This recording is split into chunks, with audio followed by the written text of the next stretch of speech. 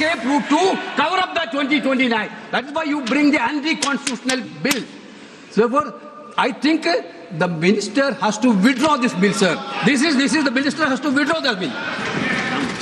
मैं पहले ही सदन को बता दूं कि इस बिल पर व्यापक चर्चा होगी, इसलिए आप अपने विषय को जब व्यापक चर्चा हो जब बोलें, और पर्याप्त समय आपको दूंगा, कोई समय की कमी नहीं रहेगी। अभी नियम प्रक्रियाओं से सदन चले, 72 में ही आप ऑब्जेक्शन करें, ये मेरा आग्रह है आपसे। धर्मेंद्र यादव जी आपको देंगे। धन्यवाद अध्यक्ष जी। सबसे पहले आपका, मैं अपनी पार्टी और अपने नेता आदरणीय अखिलेश जी की ओर से ये जो तीनों ही के तीनों बिल आए हैं, संविधान संशोधन बिल, परसीमन बिल, संघराज्य बिल, तीनों ही बिलों का पुरजोर विरोध करता हूं सभापति जी, और संवैधानिक आधार पर करता हूं। देश के संविधान में हम संसद को पावर इस बात की दी गई है कि संविधान की सुरक्षा करें, सुरक्षा करें, लेकिन सभापति जी आज एक ऐसे बिल आए हैं कि हम लोग संविधान को ही तोड़ना, मरोड़ना, फोड़ना चाह रहे हैं, और इसका हम समाजवादी पार्टी के लोग पुरजोर विरोध करते हैं। सभापति जी, विरोध के आधार हैं सभापति जी, जिस तरह से डिलिमिटेशन को जनगणना से पृथक किया जा रहा है, ये मैं समझता हूं संविधान की भावनाओं के पूरी की तरह से विरोध में है।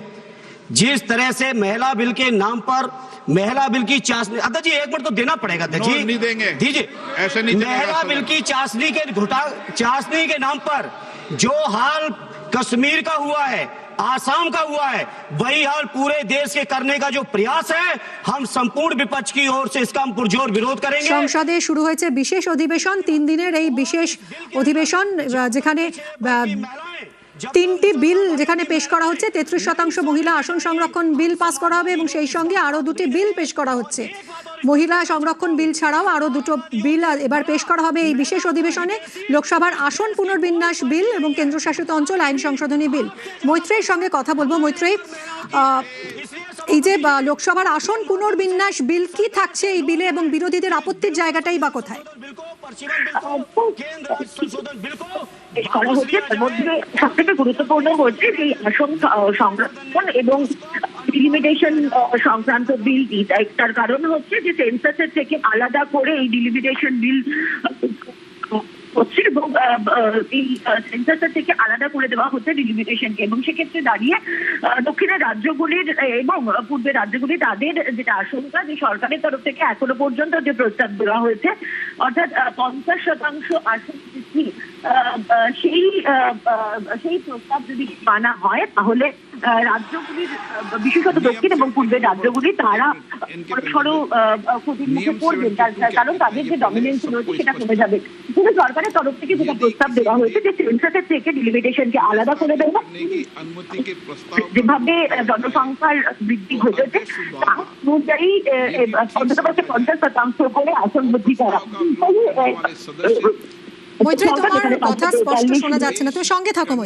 सदस्य द्वारा संक्षिप्त वक्तव्य दिए जाने की अनुज्ञा देने के बाद बिना अग्रतर वाद विवाद के प्रश्न को रखा जा सकेगा, परंतु जब प्रस्ताव इस आधार पर विरोध किया जाए कि विधेयक ऐसे विधान का, लेजिस्लेटिव कॉम्पिटेंस का, ऐसे विधेयक का, विधान का सूत्रपात करता है जो विधायन क्षमता से परे है, तो अध्यक्ष द्वारा उस पर पूर्ण चर्चा की आज्ञा दी जा सकती है। परंतु ये भी है कि अध्यक्ष द्वारा वित्त विधेयक या विनियोग विधेयक को प्रस्तावित करने की अनुमति का प्रस्ताव तुरंत मतदान के लिए रखा जा सकता है।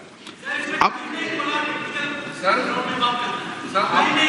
आपने रूल 72 में जिन्होंने नोटिस दिया है, आपने रूल 72 में ये टेक्निकल विषय उठाने का मौका दिया जा रहा है।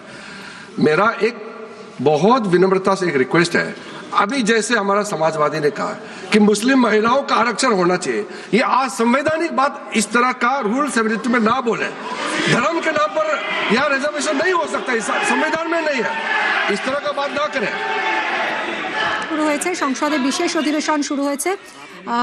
তিনটে বিল নিয়ে আলোচনা এবং বিরোধীদের প্রবল আপত্তি। এই মুহূর্তে লোকসভার আসন পুনর্বিন্যাস বিল পেশ এবং সেই বিলে প্রবল আপত্তি জানাচ্ছে বিরোধীরা। আজ সংসদ উত্তপ্ত হওয়ার একটা আশঙ্কা থাকছে। এই খবরের দিকে আমাদের নজর থাকবে। এখন হেডলাইন্স।